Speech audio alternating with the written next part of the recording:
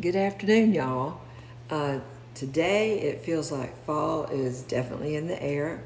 It was a little chilly this morning, but just so beautiful this afternoon. We actually went up to Pine Mountain and did a little walking around and shopping, and it was just very enjoyable. But now I'm back home and I'm ready to make something a little bit that reminds me of fall, and that's some pumpkin bread. When I was growing up, my mother used to make pumpkin bread, but she made it in coffee cans. I don't know if y'all have ever had that. Let me raise this up a little bit. But she would take the old coffee cans, clean them out, and then put, grease them real good inside, and then she'd pour the batter, I guess about halfway into the coffee can, and then we just put them on a tray, I guess, and stick them in the oven. And it was so neat because when she dump them out, then when you slice the bread, it was round. And as kids, we thought that was just the most wonderful thing to see, some round bread like that. Anyhow, I've got some loaf pans that I think would probably be about equal to the size of the coffee cans. They're not as deep as the coffee can, but more square. I'm just going to guess that these pans are probably the right size. If they're not, then I can, I've got some smaller ones here that I can use to, just make some extra little ones if I have too much batter. But anyhow, I found the old recipe in the her old cookbook from her ladies auxiliary. I guess they were called the Pink Ladies at the hospital where she volunteered. And this is one of the recipes that was in the book. So I'm going to make that today, and we'll see how it turns out. Hopefully it'll be as good as I remembered it as a child. So let me get that going and I'll get right back with you. All right, the recipe says to put these things together in the order that they're given on the recipe. So I wanted to show you those, and then I'll start mixing it. May not have it where you can be watching me mix everything, but don't want to take up too much of your time. But I will show you. I've got 2 cups of sugar, and that I'm gonna put in the mixer. Then add a cup of oil, mix that together. Then add 3 eggs, then 2 cups, or actually it's 1 whole can of pumpkin. Then 3 cups of flour that's going to have all these different spices in it, which will be on the recipe. And then I'm going to, this is optional, I'm going to add in some pecans. Now I wanted to tell y'all, my recipes are out there on my new website, which is athomewithgigi.com. You can go there, see the recipe.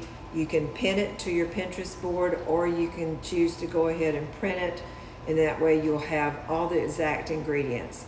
That way you're not having to write down stuff as I'm saying them on my videos. But anyhow, it's fun. I like to do the videos with you and talk with you a little bit, but I am doing a blog now with my recipes, and I hope you will start following those.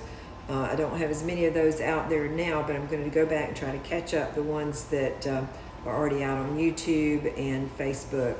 So there's 3 different avenues you can find my recipes: Facebook, YouTube, and now on my new website, athomewithgigi.com. So please check those out, and I'm going to get started with this. So I'm going to go ahead and dump my sugar and my oil in here and get this going.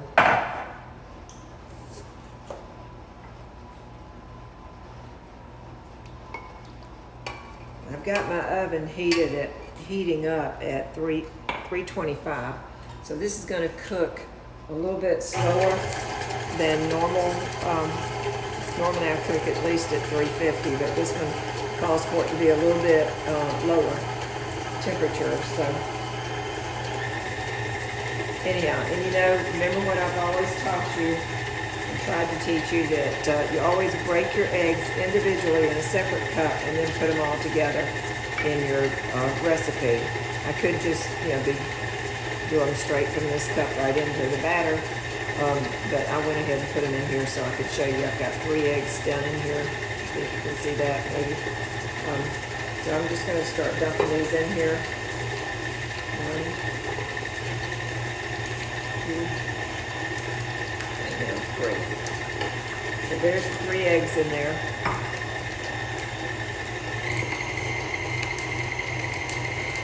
So basically you're putting all your wet ingredients together first, and then you'll be adding in your dry ingredients. And now I'm going to start adding this pumpkin in here. It makes it real nice when you have it already lined up like this on the counter, because you can just, you don't have to refer back to your recipe, you just start dumping it in.